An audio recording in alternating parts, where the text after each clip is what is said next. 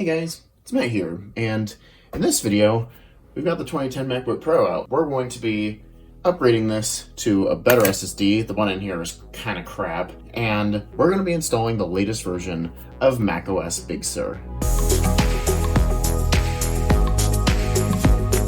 Now, for those of you wondering, well, why don't you install Monterey? Well, first of all, I don't actually run Monterey on any of my computers. My M1 Mac Mini still runs Big Sur, and my MacBook Air cannot run Monterey, so it runs Big Sur. I might patch Monterey on my MacBook Air, and I might throw Monterey on my Mac Mini once they fix a bug that they really need to fix, which is where my cinema display, for those of you who don't know, I actually have a 27-inch LED cinema display as my main monitor, and Monterey, they dropped support for it, or they at least broke it in some extent, because on M1 Max you can't do any brightness adjustment, which for me is a deal breaker because I use that all the time. So I don't want to upgrade to Monterey, especially because it's such a minor upgrade, and it's just like, what's the point of running that on this computer if I'm not running it on anything else? So Monterey runs very similarly on these computers than Big Sur does, so we're just going to stick with Big Sur on this computer just because that is the OS I prefer. Unfortunately, not a whole ton of work has been done on this, which is really a shame. There's a decent amount of bugs with Big Sur. It's still usable, but they just haven't worked to fix them. Hopefully they will. Kind of unfortunate. I don't know. I guess we'll figure it out as time goes on. But for now, we're going to pull out the SSD that's in here. This actually has a copy of macOS Big Sur already installed on it, but it is an older release. I think it's like 11.6.0, and we are on 11.6.2, I think, so I'll have to grab a new installer as well. But what we can do for now is swap out the SSD that's in this computer, and I might as well just check the RAM as well. I'm pretty sure this has like an overkill amount of RAM in here for this computer, so we're gonna get that upgraded. I don't know, this used to have 16 gigs of RAM, which was overkill, so I pulled that RAM out and put it in a different computer. I think this might have 10 gigs, but I don't remember. I guess we're gonna find out. So we've got the screwdriver. Unfortunately, it has the wrong screw bit, so I'm gonna have to reach over and grab my trusty screwdriver kit. Yeah, we're just gonna use a smaller screw head here. And I just gotta make sure I don't lose these screws.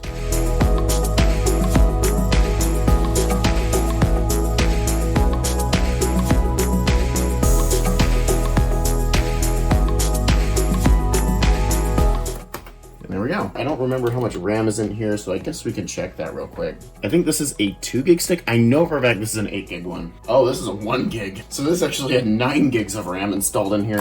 Good golly. I might have a 2 gig to throw this to 10 gigs. Not like this would run a dual channel with 8 gigs of RAM anyways though, so I'll just take a look. Here we go. So here is our bag of RAM. I don't think I actually have any 2 gig sticks. No, I don't. I do have a 2 gig DDR2 stick in here, it looks like, but that's not what this computer uses. All right, so that actually is not gonna work then. There might be some RAM I can snatch out of my 2010 Mini. I don't know how much is actually in here, so let's find out. There is, I think, 6 gigs in here? Yeah, there's 6 gigs. I actually need to mess with this Mac Mini some more, but we're gonna take the stick from this one and put the 1 gig in here, so this one will have 5 gigs of RAM, which 5 gigs on the Mac Mini, I don't really use this thing that much anymore anyways, so 5 gigs is plenty.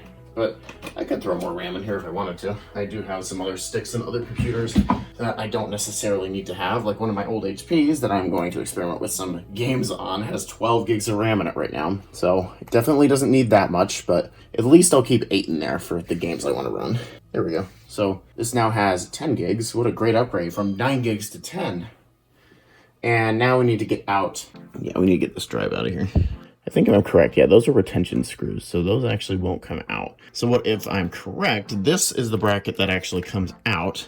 Yeah, so that bracket just comes out of here. And this here, if I'm correct, doesn't. But I don't think, I'm pretty sure these screws are still retention screws. No, they're not. These screws actually do come out, but the ones on the top bracket are retention screws.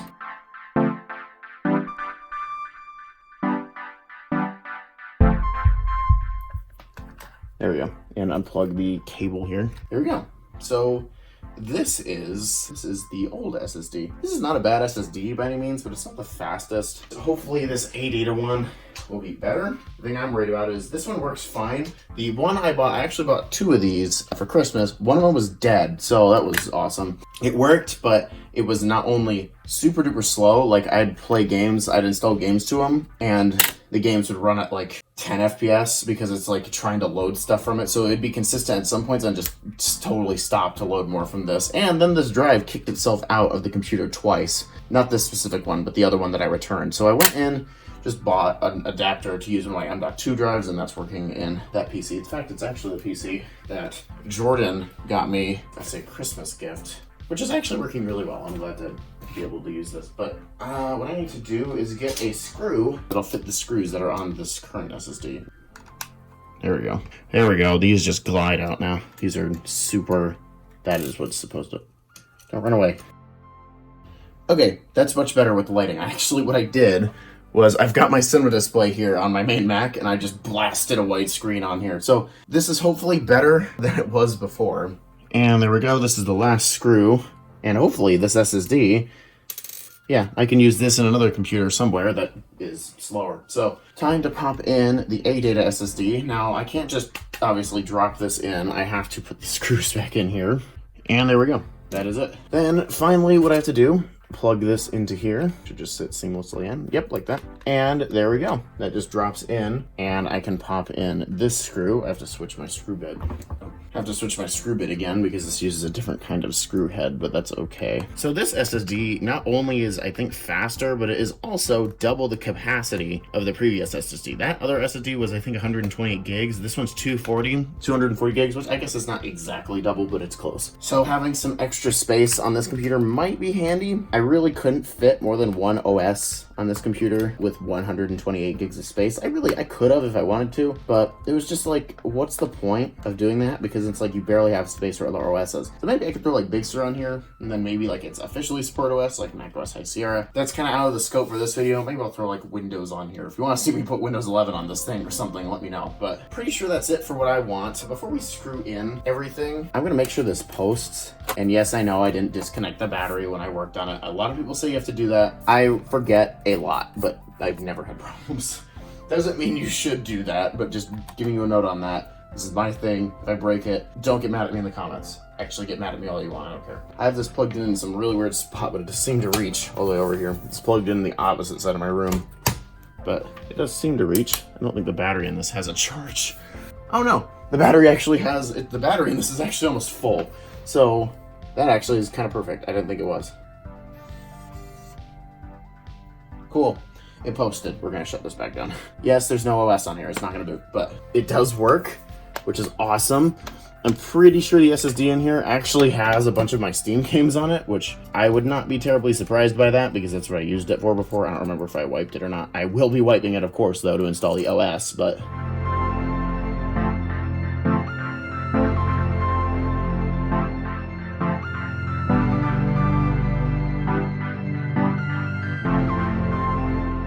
Cool. That is all the screws in this computer. This did post successfully, which is good. We're going to need to make a flash drive with macOS 11.6.2. That is the version I always install on any non-metal Mac. And honestly, I don't dare install Monterey with the issues I've had with it. So, especially on non-metal Macs, I don't feel that Monterey is really helping them very much. Plus, Big Sur has the newer design that I care for anyways. So I have a flash drive that's specifically designed, I really shoddily wrote that, but it's designed for, it is designed for these old Macs. I specifically have the OpenCore patcher installed on here with everything else, but this is running an older version of macOS, so I'm gonna have to wipe this drive and start over. It's also running an older version of the legacy patcher as well. So I very well could go ahead and just install this right on this computer. This flash drive does fully work and will fully patch this computer, but I haven't looked at the GitHub yet to see if there are any new patches out. I honestly doubt that there will be, but I also want to get a newer version of macOS on this, so this is going to take a bit to actually get working, but let's get onto it. Let's pop onto my main computer and we'll get started. So here we are on my Mac, and well, what we need to do here is get my thumb drive plugged in with the installer. So actually I should have done that before I started recording, but there we go. Thumb drive is plugged in. It should actually just, yep, there it is. I was gonna say it should just see it. So what I need to do is go ahead and grab the latest macOS Big Sur installer. This is not, I don't think this is a public listing in the Mac App Store, but you can still download it. And I actually do, I think I'm running an outdated version of macOS, so this is just gonna flat out, yeah, I need to update this on my computer, but this is just going to flat out let me install this. So we're gonna have this just download the application. And yes, in order to do this, on your system, this isn't really a tutorial, but in order to do this on your system, you do need a Mac. So it's going to download this. This is going to take a decent bit of time. I'll be back when this finishes. I don't really want to record for that long, so I'll just jump cut. So with the magic of editing, it'll be done right now. So you can see the installer is done downloading. I'll need to install this on my own computer later, but for now, we are going to make some install media. So what I need to do is open up a terminal window, and I need to open up another one. And what I'm going to need to do is run the create install media command, which I don't remember offhand. And there we go. So the volume, oh right, I need to format this. Shoot. So we're gonna open up the disk utility real quick. I don't know why that took so long. And I need to find here, this is it, erase, and we're just gonna name this A. And the reason for that is just so it's easy to type in the command prompt, in the terminal. So we're just gonna name this A because that makes it really easy to type in the terminal. And format APFS, GID partition map, SanDisk Cruiser, Glide Media, making sure this is the only drive that, yep, okay. Now this will rename itself later. I just name it A because it makes it super simple to type in the terminal because that's all you have to type. So this should work. And yep, that's exactly what I thought it was gonna do. Press Y and return. Cannot be used as, oh, hopefully this should just work this time. Yes, there we go. So now, yep, that's what I thought. It renamed it to install macOS Big Sur, and now it's just got to copy all of the files to the disk. This is like a 12 gig copy, so this is going to take a long time, so I'll be back when it finishes. All right, we are back, and the install media has been created on the flash drive, so this flash drive is now bootable on supported machines, but we need to make this run on unsupported machines, so that's where the OpenCore Legacy Patcher comes into play. So what we need to do is just simply make sure the model is correct, which I set it earlier because I never closed it. And we're going to want to select one, which will build OpenCore, or it won't. There we go. I don't know what that was, but so now it has built OpenCore. It's thrown it inside of that directory, which I don't need to really know about. And now we get to do number 2, which is install OpenCore to the USB or the internal drive, which in this case is USB. We're gonna have to do this again later on. So you can see it sees both my flash drive and my data drive. Obviously, I don't want to overwrite that. So we're going to pick disk 4. I don't know why. So we're also going to want to select the EFI partition here, which is just number 1. And it needs to have my password, and it's now copying over to the EFI partition, and there we go. That was it. So now this flash drive is ready to be booted onto the 2010 MacBook Pro. So let's move back to that. All right, we're at the MacBook. We're going to plug in the flash drive here, and we're going to get this thing powered on. Now, I'm pretty sure the sound is muted, so you're not actually going to hear a chime, or at least it was. Yeah, there we go. And, okay. So my guess is I have to pick this one. I don't remember, but I think it's just that one. Yep, it is. There we go. I don't know what the reason for that is. It does that sometimes. I don't really know why, but this should work, hopefully. I do actually remember having issues with this back then with like 11.4, 11.3, where these older Macs would just hang on startup 3 or 4 times or so. It wouldn't do that after you finished installing, but during the install was a pain because there'd be times it just hang. And I talked to some people in the Unsupported Macs Discord about this. Apparently that was kind of normal. I think it's kind of been more ironed out nowadays. I don't think with newer versions of macOS and newer patcher versions, I don't think I've really run into that problem. Yeah, you can see I already got a cursor up in the corner. So I'm pretty sure that problem's been fixed, and I know that has to do with something called PCI race condition or something like that. Not totally sure what all the details of that are. On Mac Pros, that causes the system to kind of brick itself. And on these computers, it just has issues. And on my iMac back here, which you can't see, it's off camera, it doesn't work at all. So yeah, that's kind of a problem. So what we're gonna need to do is go into disk utility real quick. What we're going to need to do, and yes, the screen is like super bright. You can see like everything else is dark except the screen. I can't adjust the screen brightness, so it's at like full brightness. And yeah, that's what I thought. This is set to, okay. So what we need to do is I need to do show all devices, and there we go. And I need to erase this drive. And we do need to make this APFS this time around. Yes, there we go. So to set up the installation of macOS Big Sur, click continue. Okay, I agree. Yes, I agree. And to Macintosh HD, and let's go.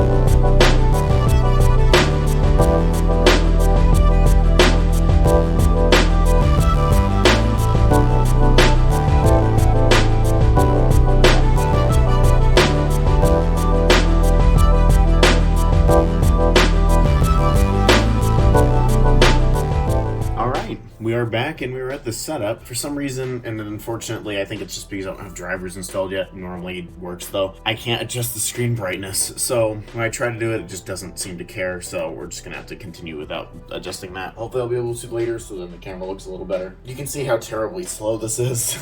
Now it just froze. That is normal. There we go. Continue. Those settings are all good. Accessibility. I can skip that now. Wi-Fi does actually work. We are going to skip this part for now because this takes forever. Please don't freeze. Thank you. And I'm just gonna select I don't have internet. That'll help me skip some steps as well. You just want to basically get out of this part of the setup as fast as you can because this thing takes forever. Please just let me move my mouse. My computer does not connect to the internet. Oh gosh. I promise you it'll be better than this later. It's funny because the Wi-Fi icon actually is lit up in the corner here. Right now it's just trying to render transparency. Like it obviously has that blur effect that the new setup has, and it is not happy with it. That's actually, I think, one of the reasons why this setup takes forever is because you have this background here that's rendered as well. I'm gonna say not now on that. So that part takes forever, and this should hopefully help me skip the Apple ID part of the setup, and if it doesn't, I can skip it myself, but it's not gonna succeed anyways. I don't have internet. This is, by the way, this is with an SSD. Yes, I'm sure. You don't need to skip it. I don't have internet. It's not going to succeed anyways. I'm sure if you ran this setup again with the graphics drivers installed, it'd be much better. I'm sure of that fact. So we're going to bring up another little dialogue saying, are you sure you agree to the term? Yeah, there, I can see it there. Yeah, I agree. Aye. Okay, there we go. I'll have to set this up.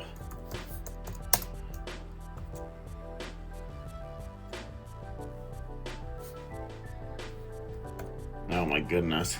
Oh my gosh.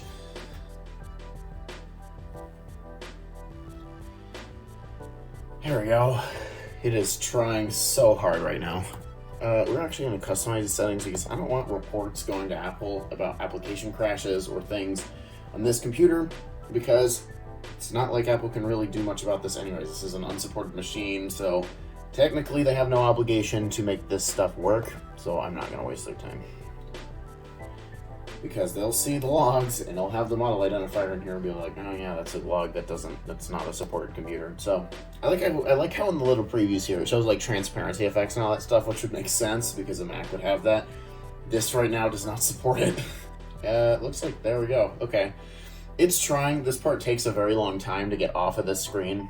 You can actually see the keyboard backlight here is working. Unfortunately, it doesn't stay working. So what will happen is when you get the OpenCore Legacy Patcher installed, it actually breaks the backlight on these keyboards, which is a shame. I don't know why it does that, but the driver breaks. You can still use it if you install a third-party application to manually adjust the keyboard brightness. The driver still works. It's just macOS's knowing that the keyboard brightness exists breaks completely. So I don't know why it does that, but it's just part of it. I really don't know why. Okay, no lie. This took like 10 minutes to get, yeah, I'm not surprised. This took like 10 minutes to get working. After the setup, it just sat at the black screen. You saw it. I'm going to speed up through that clip, but that took forever. So what we're going to need to do is, I don't really feel like connecting this thing to the internet right now with how dog crap slow it is. So we're going to just transfer the patcher onto a flash drive. Oh, you know what? I think I need to connect this thing to the internet anyways because the utility does not know offline utility, but that should be a problem. Oh, what? Oh, okay, I guess it was already connected to the internet then. I didn't type in my password, so I guess that icon up in the corner actually meant that it had a connection. I wonder if it saved it in the firmware or something. I have seen that several times. I need to eject this drive. I remember it does save stuff in like the firmware or whatnot, just to, I don't know if it's for like internet recovery or whatnot, but it saves passwords there. Sometimes, I don't know why, there we go. I don't know why that's not ejecting. That's probably what it did.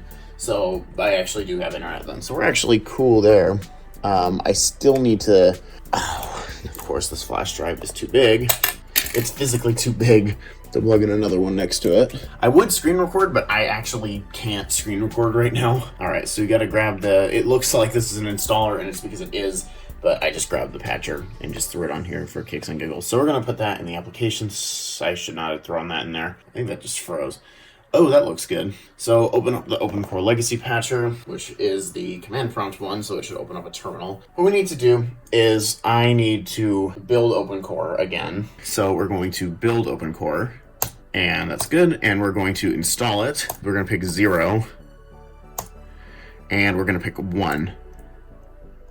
Right, I need to type in the password. And what this is going to do is it's going to install it right to the internal disk. So that saves me some time there. So what I do need to, oops, I forgot to eject that. That's fine. What I need to do is run some post-install patches. So we're going to do 3. And let me see. Patches, boot volume to fix miscellaneous issues. Yeah, it's fine. Root volume patching is still in active development. Please make sure you have all your important data backed up. It's fine. This is a clean install. If it breaks, I'm not getting damned and pinged like crazy. If this breaks, that's fine. So we're going to do 1 to patch the system volume. Would you like to continue with yes? And it's got to download them. I'm not surprised.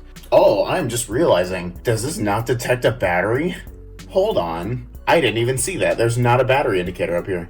Battery's just hidden. No, there's a battery button in here. So it does see a battery. Why is that not... Huh? Was that just a thing that they changed?